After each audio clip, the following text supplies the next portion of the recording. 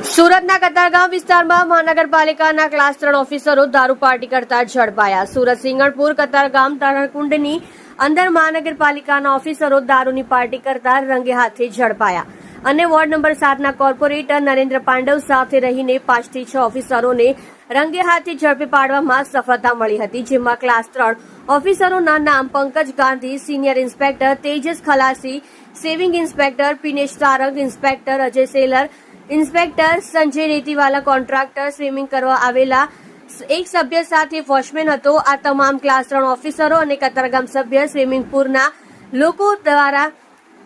દારૂ mutton party કરતા રંગે હાથે ઝડપાયા અને કોર્પોરેટરે 100 નંબર પર ડાયલ કરીને આ ઓફિસરોને પોલીસને સોંપી દેવામાં આવ્યા હતા અને જેમાં જે રૂમમાં પાર્ટી થતી હતી તે રૂમનો દરવાજો પોલીસ આવ્યા બાદ ખુલ્લો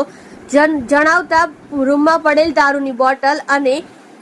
ગ્લાસ ત્યાંથી ગાયબ થઈ ગયા હતા, પણ બોટલને કોણે ગાયબ કરી ત્યાંના અધિકારીને પોલીસ દ્વારા પૂછપરછ કરવામાં આવે તો બોટલ કોણે ગાયબ કરી તે મળી શકે છે। સુરત મહાનગરપાલિકાના કમિશનર મેડમ શ્રી અને હાઉસિંગ વિભાગના કાર્યપાલક આવા અધિકારી ઉપર શું એક્શન લેશે તે જોવાનું રહ્યું।